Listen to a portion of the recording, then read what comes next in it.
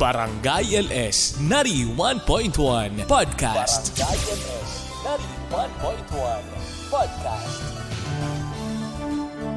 Ang drama ng buhay, ang drama ng barangay. Radyo, nobela.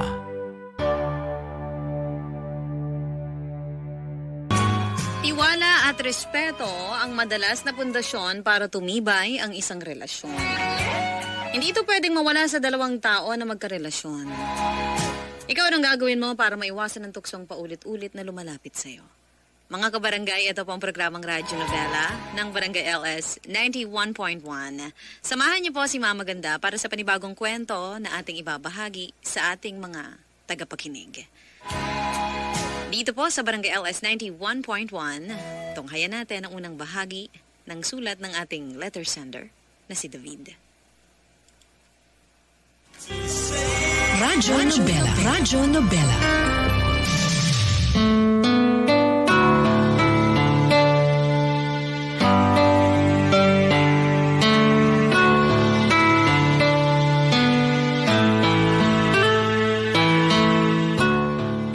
Dear Mama Ganda, magandang araw po sa inyo at sa lahat ng mga nakikinig ngayon. Tawagin niyo na lamang po ako sa pangalang David o David. Hindi ko tunay na pangalan dahil avid listener ng inyong programang Radyo Nobela, ang misis ko. Hindi niya alam na sumulat ako sa inyo at wala rin siyang idea tungkol sa kwento na ibabahagi ko sa inyo ngayon. Mas lalong hindi niya pwedeng malaman to kasi basta malalaman niyo po mamaya. 34 years old na nga pala ako at nagtatrabaho bilang loan processor sa isang kumpanya dito sa isang syudad. Teenager pa lamang ako, ay may pagka-chick boy na talaga ako. Pero hindi ko kasalanan yun kasi sila ang humahabol sa akin at hindi ako. Ang ibig kong sabihin, madalas ang mga babae po ang lumalapit. Humahabol o gumagawa ng paraan para mapansin ko sila kahit pa may karelasyon na akong iba. At bilang mabait naman ako, may mga oras na binibigyan ko sila ng pansin kahit pa may girlfriend na ako. Mula high school hanggang college, ilang beses lang talaga akong naging seryoso sa relasyon. Not until nakilala at naging girlfriend ko, si Pia.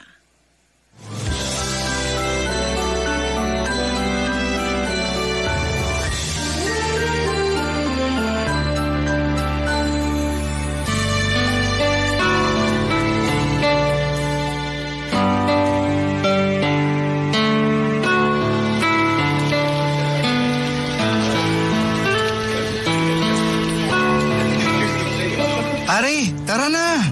Saan? Dun sa resto bar na malapit dito. Kasi andun na yung ibang kaopisina natin, di ba? Ngayon yung padispedida party ni boss. Ay, oo nga. Jojo, sakto pala yun sa lakad ko ngayon. May ibang lakad ka? Oo. Tumatawag si Pia. Sagutin ko lang. Hello, sweetie. Hello, sweetie. Tapos na yung shift mo? Oo, katatapos lang. Medyo napa-extend lang ng konti pero palabas na rin ako ng opisina namin. Ayan, sakto. Dinner tayo dito sa bahay namin kasi namimiss ka na raw ni na mami. Nako, sweetie. Sorry pero may lakad ako ngayon eh. Ganon? Saan naman ang lakad mo? May padespedida party yung boss namin. Pero dito lang naman sa malapit na resto bar. Nandun na nga yung ibang office mate namin eh. Bale, pasunod na kami ni Jojo dun ngayon. Ah, okay. Sayang naman kasi magluluto daw ng masarap at favorite mo na Bicol Express si Mommy eh. Bawi na lang ako next time, sweetie. Promise. Sige, next time na lang. Mag-iingat ka sa lakad yung mamaya ha. Bye! I love you! I love you too. Bye.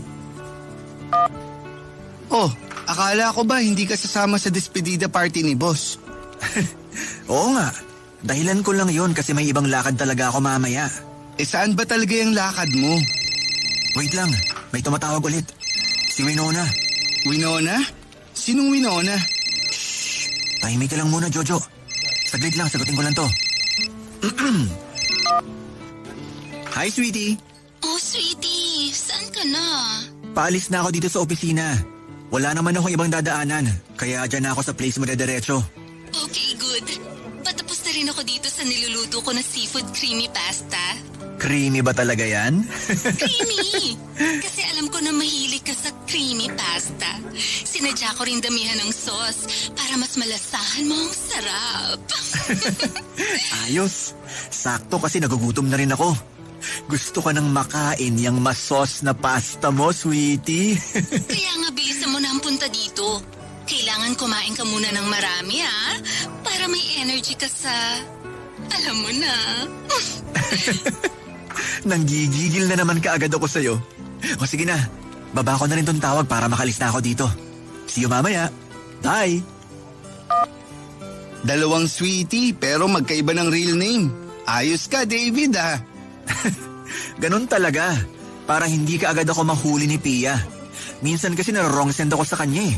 Mabuti na lang, sweetie rin na nakasulat sa chat ko. Kaya nakakapagpalusot ka agad ako. Akala ko ba nagbago ka na? Akala ko rin eh. Kaya lang makulit kasi tong si Winona. Ayaw kong tigilan kahit alam niya na may girlfriend na ako. Kaya ayun, pinagbigyan ko na lang.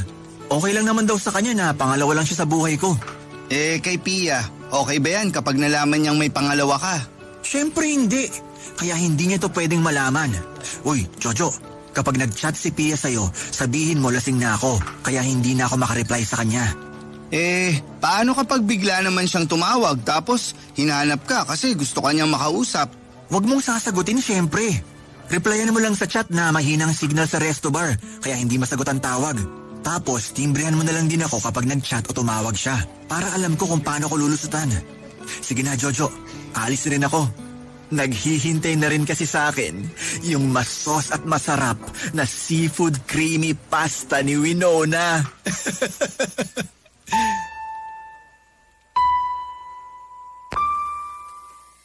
Naging girlfriend ko si Pia 2 buwan bago ang college graduation. Nang sagutin niya ang panliligaw ko, syempre sobrang saya ko, mama ganda. Iba yung naramdaman ko kumpara sa mga pagsagot na ginawa sa akin ng mga naging ex-girlfriend ko.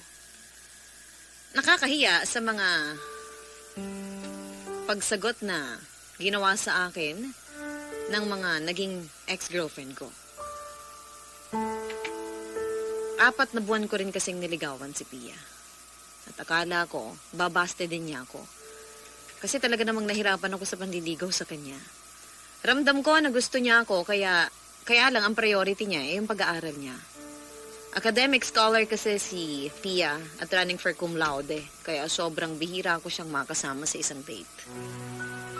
Pero pinakita ko pa rin sa kanya na willing akong maghintay. Kahit kabado na ako noon kasi may iba pang nandiligaw sa kanya at may hitsura din.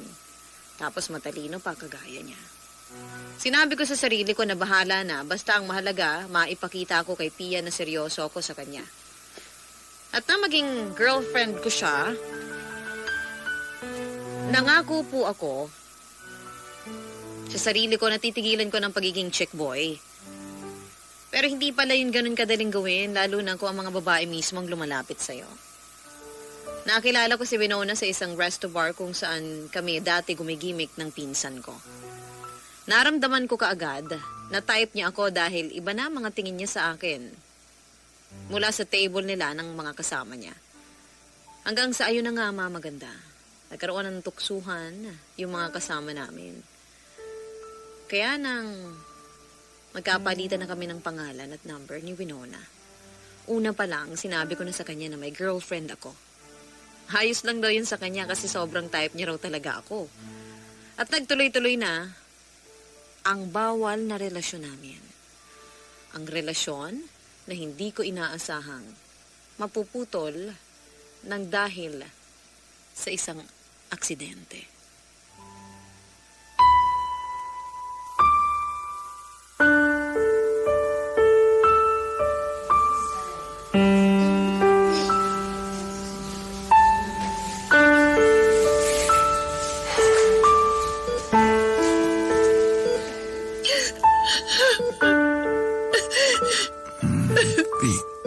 Pia? David? Sweetie? Sa wakas, gising ka na. Ano nangyari? Nasaan tayo? Nasa ospital tayo ngayon kasi naka-confine ka dito. Ha? Bakit? Aray! Ang sakit ng binti sa kabalakang ko. Huwag ka munang masyadong kumilos, sweetie. Baka makasama pa sa'yo. Ano bang nangyari? Paano ko napunta dito? Hindi mo ba natatandaan kung anong nangyari sa'yo? Sweetie, hindi ako magtatanong sa'yo kung alam ko o natatandaan ko yung nangyari. Saka sumasakit ang ulo ko kapag sinusubukan kong alalahanin. Naaksidente ka, sweetie. May bumanggang van sa kotse na dinadrive mo. Malaki ang naging damage sa kotse mo, pero stable na raw ang lagay mo, sabi ng doktor. Kaya lang, halos 2 araw ka nang walang malay. Akala ko nga hindi ka na magigising eh. Kaya palang sakit ng buong katawan ko. At may mga sugat ako dito sa braso ko. Hindi mo rin ba natatandaan kung saan ka pupunta dapat ng gabi na yon? Hindi eh. Huling chat mo kasi sa akin, pupunta ka sa bahay ng pinsan mo. Pero nang dumalaw siya dito, ang sabi niya hindi naman daw kayo magkikita. Saka parang pupunta ka ng Makati sa oras na yon. Makati? Oo, dun ka kasi banda na aksidente. Pero hindi ko alam kung anong ginagawa mo dun o kung bakit ka nandun. Baka kasi na-cancel yung lakad namin ng pinsan ko. Kaya iba na lang pinuntahan ko. Hindi ko rin talaga matandaan, sweetie eh. Sumasakit lang ang ulo ko kapag inaalala ko. Huwag mo nalang isipin, sweetie. Ang mahalaga naman ngayon, okay ka na talaga. Gising ka na at saka sigurado akong magiging maayos na ang lagay mo. Alam mo, sa totoo lang, hanggang ngayon natatakot pa rin ako. Kahit sinabi ng doktor na maayos na ang lagay mo at hintayin ka na lang namin na magising, hindi pa rin ako mapakali. Palagi pa rin akong naiiyak kasi pakiramdam ko, anytime pwede kang mawala sa akin. Kaya ba namumugto yung mga mata mo? Oo. Pinipigilan ko namang umiyak. Kaya lang ang hirap eh. Kasi takot na takot talaga ako, David. Sobrang natakot ako na mawala ka sa akin.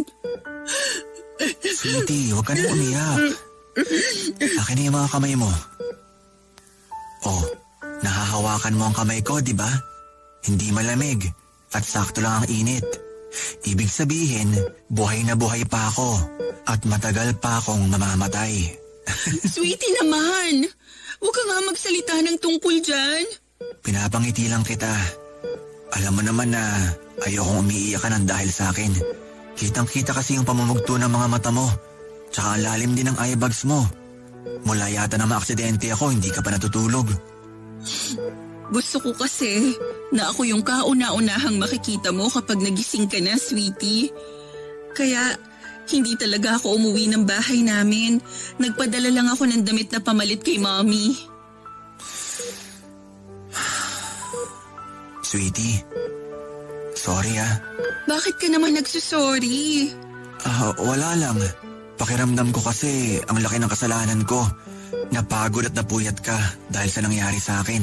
Wala kang kasalanan. Hindi mo naman ginustong maaksidente ka. Kaya huwag kang mag-sorry. Basta magpalakas ka para makapag-date na tayo ulit, sweetie.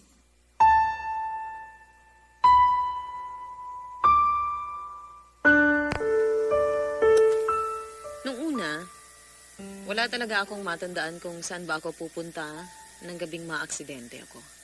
Masakit ang buong katawan ko, lalo na ang ulo ko. Pero nang sabihin ni Pia na nasa Makati ako noon, alam ko na kaagad na si Winona ang dapat kong pupuntahan kasi taga dun siya. At nang dalawin ako ni Jojo, sinabi niya sa akin na nag-text daw ako sa kanya na papunta nga ako noon sa place ni Winona. Mabuti na lang daw at nasira din ang cellphone ko nung maaksidente ako. Kung hindi, baka raw nabasa ni Pia mga chat o text message ni Winona. Nalaman na raw sana ni Pia ang tungkol sa ibang babae ko. Nalaman ko rin, Mama Ganda, na grabe pala ang pag-aalala at pag-aalaga na ginawa sa akin ni Pia. Halos hindi na raw siya kumakain at natutulog para lang mabantayan ako. Iyak daw siya ng iyak kasi akala niya hindi na ako magigising pa. Akala din daw ng parents ko hindi na ako makakaligtas sa aksidenteng yon. Kasi grabe raw ang pagkakabangga ng malaking van sa kotse ko. Yuping-yupi daw yun at himala na raw na nakaligtas pa ako. Nang dahil doon, isang desisyon ang ginawa ko. Para sa aking sarili. 91.1 Si Mama Ganda sa Radyo Nobela.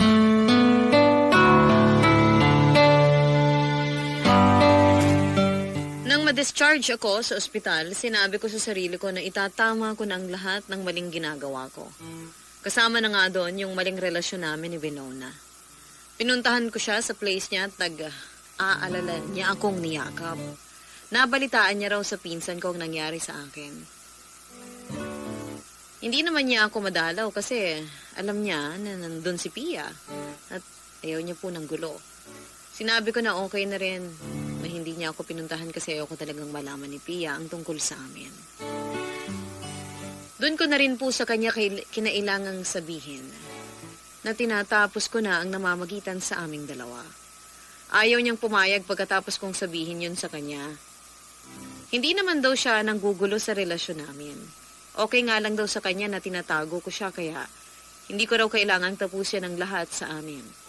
Kontento na raw siya sa pagiging pangalawang babae sa buhay ko. Pero sobrang nakokonsensya kasi ako noon, Mama Ganda. Pakiramdam ko, karma yung nangyaring aksidente sa akin. Karma sa panluloko na ginagawa ko sa girlfriend ko na si Pia. Kaya kahit na ayaw niya, wala siyang nagawa ng tuluyan na akong makipaghiwalay sa kanya.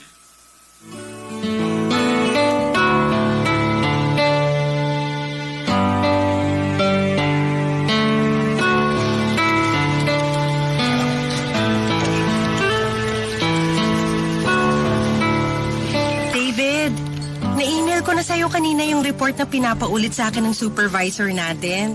Na-receive mo na ba? Oo, na-receive ko na. Tama na ba yung template na ginamit ko para sa report? Tama na. Kaya wala na rin akong additional note dun sa reply ko sa email. Mabuti naman kung ganon kasi ayoko na uli masermonan. Ang sungit pa naman ng supervisor natin. Ganon talaga ugali nun. Mabait naman pero may pagka-istrikto lang talaga pagdating sa trabaho. Kaya nga eh. Sensitive pa naman ang feelings ko. Halos maiyak na nga ako habang sinasermon na niya ako kahapon. Pero thank you kasi tinulungan mo ako kagabi. Maliit na bagay. Wala yun, Gail. Pero nang dahil sa akin na late ka nang alis dito sa opisina kagabi. Ayos lang naman sa akin yon. Kasi at least, natulungan kita. Nahihiya pa rin ako kasi alam ko na hindi mo pwedeng i-file yun as overtime mo. Kasi nga, tinulungan mo lang naman ako sa report na kailangan kong tapusin. Pero 1 oras ka ring nag-extend. Thank you talaga, David, ha? Sa susunod na sweldo, ililibre kita ng masarap na kape. Ano ka ba? Hindi mo na kailangan gawin yon. Ang mahalaga, nagawa mo ng tama yung trabaho mo. Basta. Makakabawi rin ako sa'yo. Sige, labas muna ako Coffee break ko na rin kasi. Salamat ulit, David. Grabe! Ang lagkit ng tinginan sa'yo, pare Ha? Sinong tinutukoy mo? Kunwari pa to. Alam mo naman kung sinong tinutukoy ko eh. Sino ba talaga? Wala naman akong idea sa sinasabi mo, Jojo. Sino pa ba? Eh di yung bagong office mate nating si Gail. Obvious naman na nagpapakit siya sa'yo. Ayan ka na naman, Jojo. Lahat na lang ng kaopisina nating babae dito. Binibigyan mo ng mali siya kapag lumalapit sa akin. Uy, hindi naman masyado. Yung iba lang na alam kong type ka kasi panay ang lapit at kausap sa'yo. Pero iba yung si Gail Nakita ko na may paghaplos pa siya sa braso at balikat mo habang kausap ka niya kanina. Nagpapasalamat lang siya kasi tinulungan ko siya sa report na kailangan niyang tapusin kagabi. Parang hindi naman yun ang nakita ko habang kausap ka niya. Ha? Ano bang sinasabi mo dyan, Jojo? Pare, lalaki ako. At alam ko kapag may gusto sa akin ng isang babae. Ramdam ko rin kapag may gusto sila sa kaibigan ko. Kaya sigurado ako, David, type ka ni Gail. Kahit tama o mali man yung sinasabi mo, wala rin naman akong pakialam, Jojo. We, hindi nga. Hindi mo type si Gail? Maganda siya, sexy, pero hindi ko papatulan yun. At hindi ko papatulan kahit na sino pang babae ang magpapansin sa akin. Loyal na ako sa girlfriend ko, kaya huwag mo na akong pag-isipan ng mga ganyan. Wow! Nagbago na talaga ang kaibigan ko. Sana lang talaga hindi ka na bumalik sa dati. Hindi na.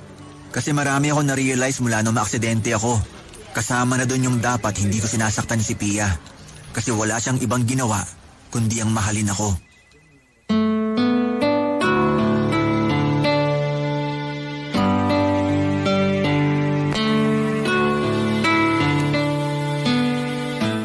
Pagkatapos kong makipaghiwalay kay Winona, nag-focus na ako sa relasyon namin ni Pia. Bumawi talaga ako sa kanya. Madalas ko siyang niyayayang mag-date kami sa amusement park, restaurant, movie house, at kung saan-saan pa. Pumupunta rin ako sa bahay nila para mag-dinner kasama ang pamilya niya. Nung kami pa kasi ni Winona, madalas akong niyayaya ni Pia na mag-dinner sa kanila. Kasi namimiss na raw akong kakwentuhan ng parents niya, pero palagi po akong nagdadahilan. Kaya naman bumawi rin talaga ako ng pakikipag-bonding sa pamilya niya. Minsan nga nagtataka na si Pia kasi bakit daw parang ang sweet ko masyado sa kanya. Sinabi ko naman na gusto ko lang bumawi kasi naging busy ako nung mga nakaraang buwan sa trabaho. Kahit ang totoo, sa ibang babae ako naging busy kaya napapabayaan ko ang relasyon namin noon.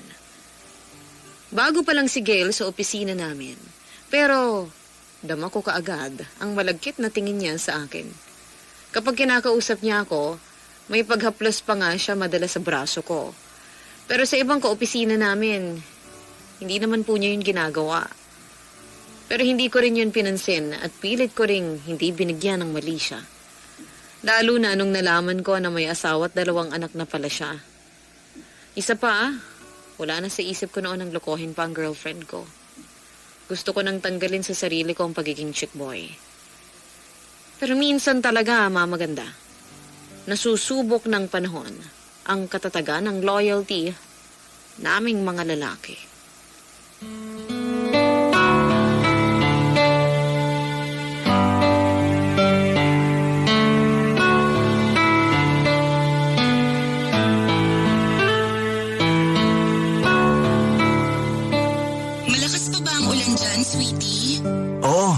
Kita ko mula dito sa loob ng building yung lakas ng ulan sa labas. Nag-send nga ng picture sa akin kanina sa chat si Jojo. Mataas na raw yung baha sa mga dinaanan niya paglabas niya ng opisina namin. Hala, paano ka uuwi niyan? Hindi ko nga alam, sweetie. Buti na lang Friday ngayon. At wala na akong pasok sa trabaho bukas kaya ayos lang na mapuyat ako. Dapat kasi hindi ka na lang nag-overtime kanina. Yun nga rin ang naisip ko. Dapat umuwi na lang din ako ng maaga. Pero ang dami ko rin kasi kailangan na tapusing financial report eh.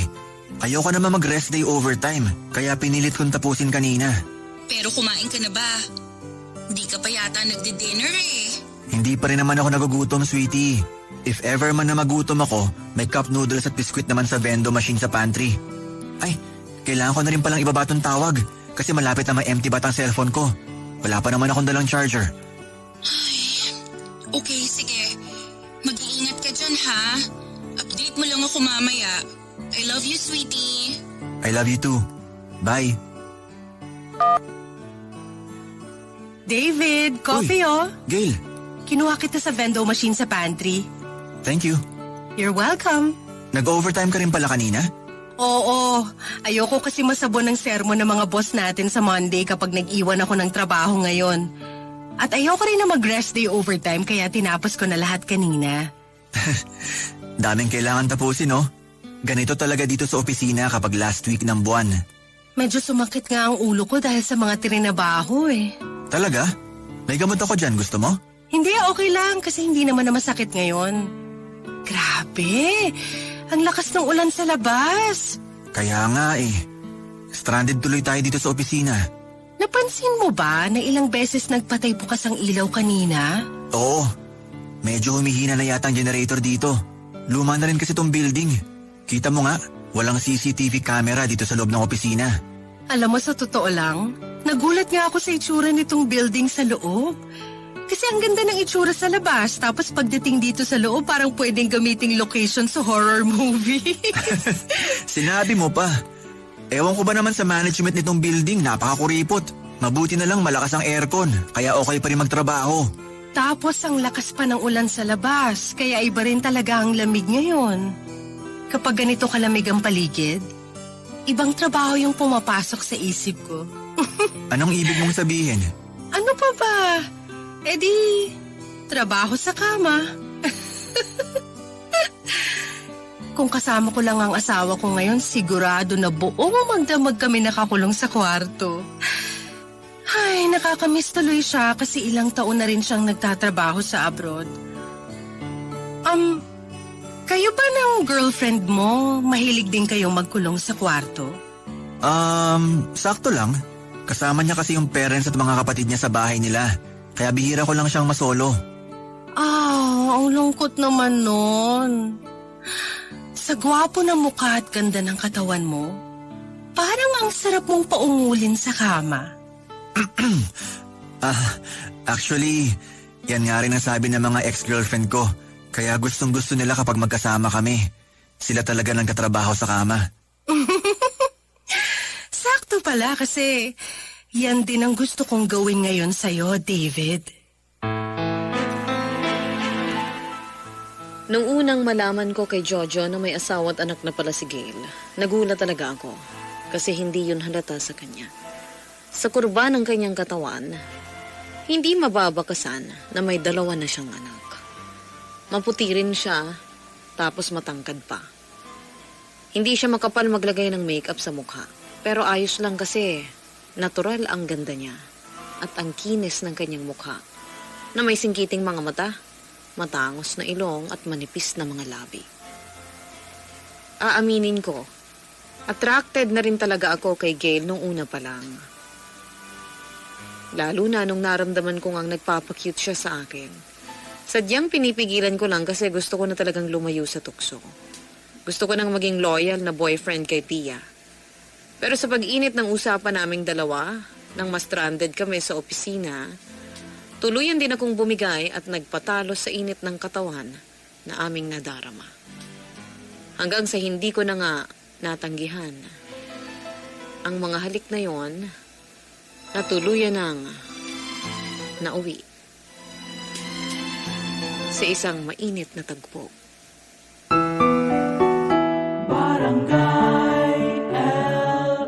In Lucena, 91.1. Si Mama Ganda sa Radyo Nobela. Medyo luma na po ang building kung saan ang opisina namin. Kaya may ibang opisina na wala talagang CCTV camera.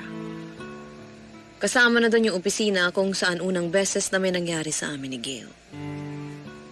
Sa totoo lang, mabilis nga lang yon, Mama Maganda. As in, sobrang bilis.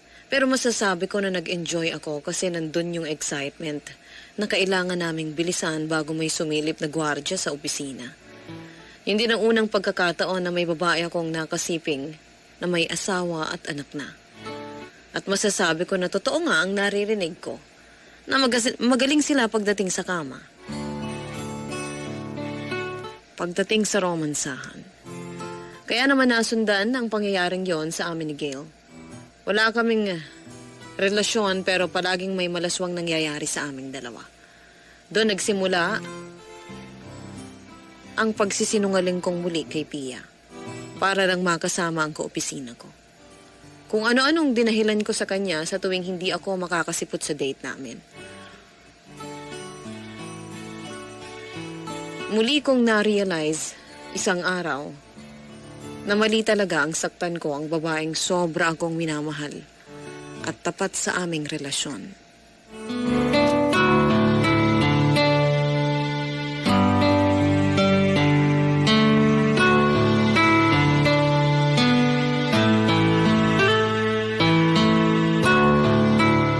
Hello, David? Nakauwi ka na? Malapit na ako sa may gate ng apartment ko. Buti hindi ka masyadong na-traffic. Oo nga eh.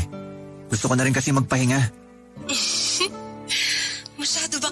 napapagod? Medyo, pero kaya ko pa naman makaisang round.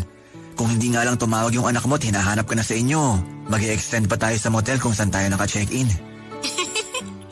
Istorbo nga yung anak ko kanina eh. Ako tuloy yung nabitin sa ginagawa natin. Huwag ka mag-alala. Next time, mas mahabang oras na tayo magkakasama. Yan naman ang gusto ko sa'yo, Gail. Kapag nabibitin ka, sobrang solve naman kapag bumabawi ka sa akin. Aba, dapat lang. Para hindi ka kaagad magsawa sa performance ko. Hindi talaga ako magsasawa sa'yo kasi sobrang galing mo sa kama. At mas gagalingan ko pa sa mga susunod na lakad natin. Yun oh. Excited na kagad ako kahit pagod ako ngayon. Ay teka, nandito ako sa tapat ng gate ng apartment ko. Baba ko muna tong tawag. Sige, mamaya na lang ulit. Bye!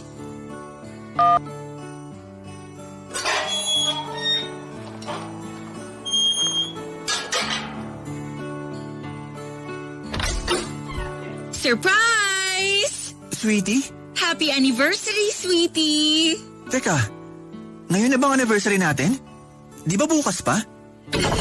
Ngayon na, sweetie. Sabi na nga ba nakalimutan mo na naman eh. Pero okay lang, kasi mula nang maaksidente ka, naging forgetful ka na rin talaga. Tara, dun tayo sa komedor. Pinagluto kita ng paborito mong pasta. Halika!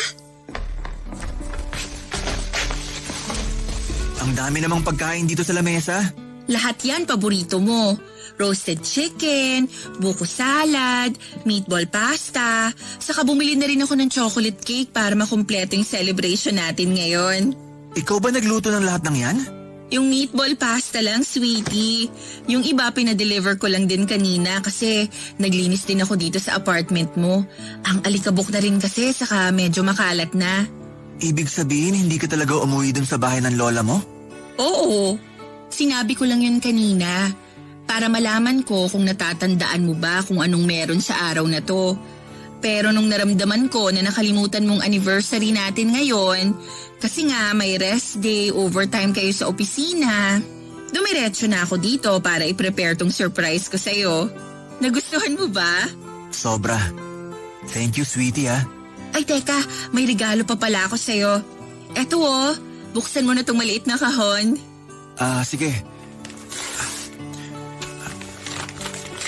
Uy, ito yung relo na matagal ko nang gustong bilhin. At ako ang bumili para sa'yo kasi ang kuripot mo para sa sarili mo. Happy anniversary, sweetie! Happy anniversary din, sweetie. Sorry talaga, nakalimutan ko. Wala yon kasi ang mahalaga, magkasama pa rin tayong nagsiselebrate ngayon. At alam ko na marami pa tayong anniversary na isi-celebrate. I love you, sweetie! I love you too.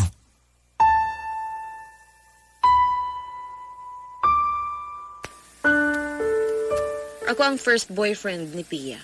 Kaya ako rin po ang una sa lahat-lahat pagdating sa relasyon niya.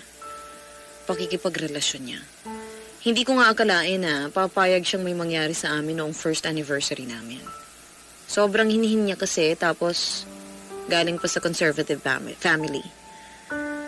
Pagkatapos noon, sobrang bihira nang may mangyari sa aming dalawa. Ayos lang naman sa akin kasi nga mahal ko siya. Pero lalaki po kasi mamaganda, mabilis matukso. Lalo na kung babae ang pag-uusapan. Ibang klase naman kasi talaga si Gail pagdating sa kama. Marami akong na-experience sa kanya na hindi ko pa naranasan sa ibang babae. Kaya kahit alam kong mali, nakokonsensya ako. Binabalik-balikan ko pa rin siya. Hinahayaan ko na maging palipas oras at sarap pa ang nangyayari sa aming dalawa. Nandun po kasi yung thrill na pamilyadong tao yung babae na nakakasama ko sa kama. May asawa siya pero yung mas nakakapagpaligaya sa kanya ay ako. Nang dahil sa surprise dinner na ginawa ni Pia para sa akin, muli akong inatake ng konsensya. At muling nagdesisyon na baliin ang bawal naming ugnayan ng aking kaopisina.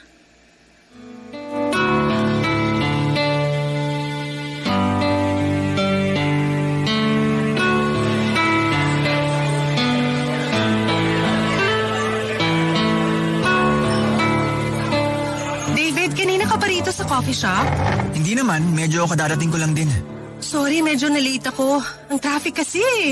Tsaka nahihirapan akong umalis ng bahay kanina kasi nandun yung asawa ko. Nakauwi na pala ang asawa mo? Oo, kahapon lang. Kaya hindi rin ako masyadong makareply sa chat mo kagabi. Parang ang aga ng uwi niya dito sa Pilipinas. Dapat talaga sa susunod na buwan pa siya uuwi. Pero birthday kasi ng mommy niya next week.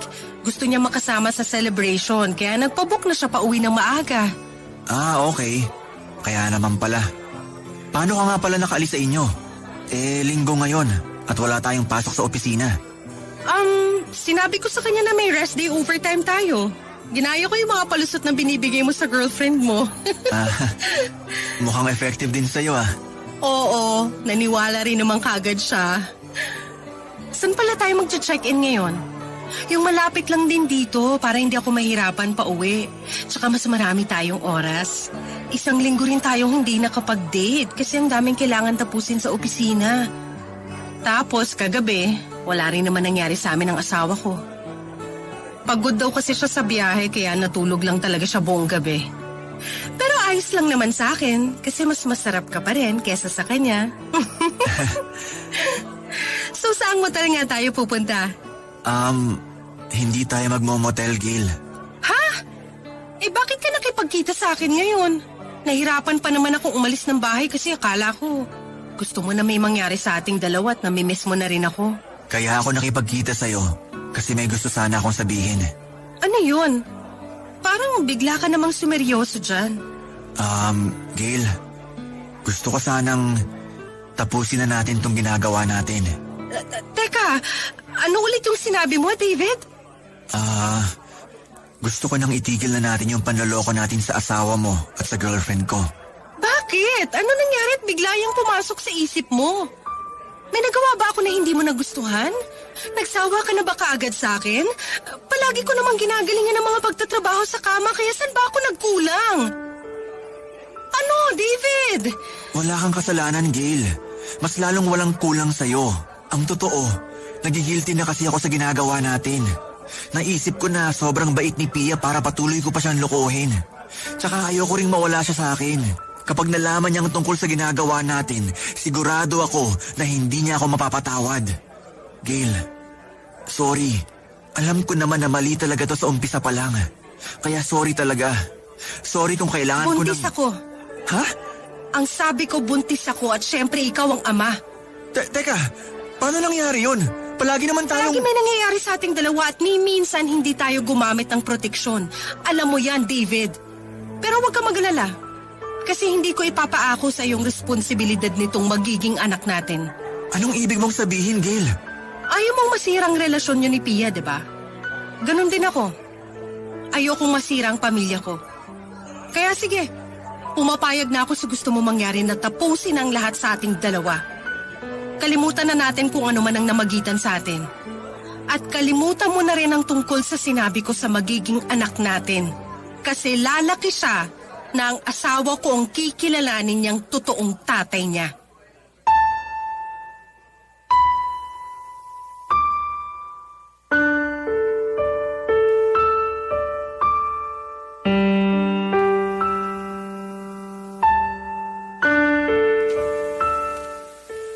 Mula nang maramdaman kong si Pia ang babaeng gusto kong makasama habang buhay.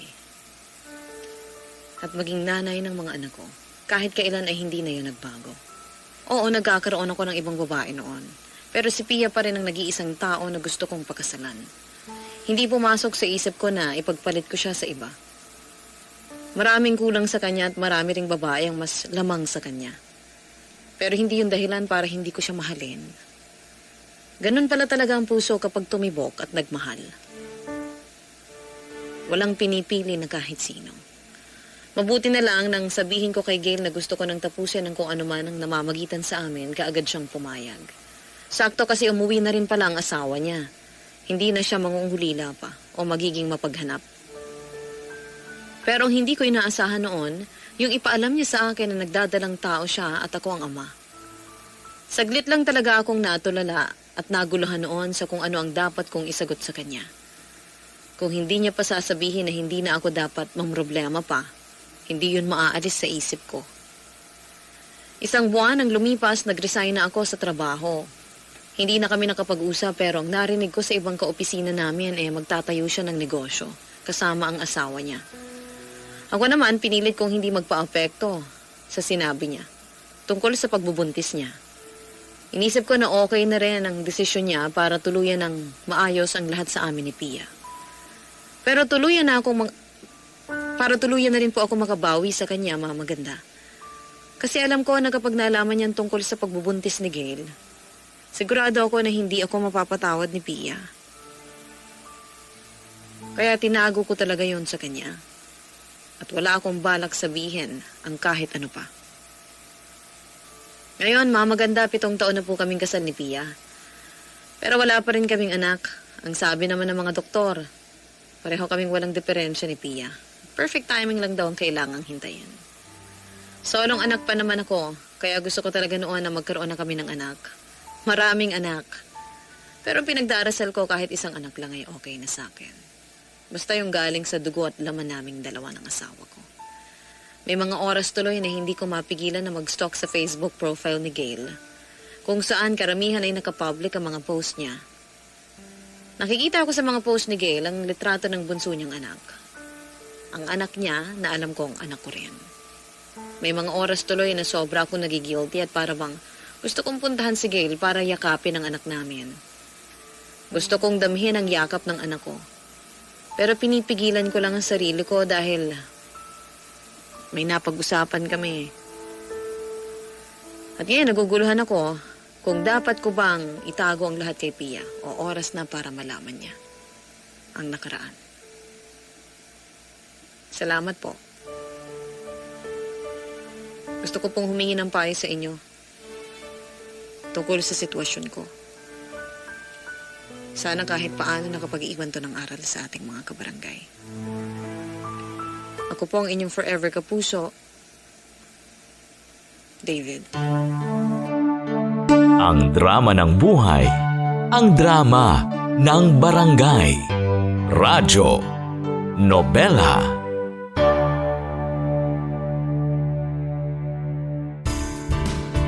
Hello mga kabarangay! Nagustuhan mo ba ang itinampok na kwento natin ngayon? Huwag kakalimutan na i-follow ang Barangay LS Nari 1.1 Podcast at ang iba pa naming social media accounts. Huwag din kakalimutan ang pakikinig sa Barangay LS Nari 1.1 Forever!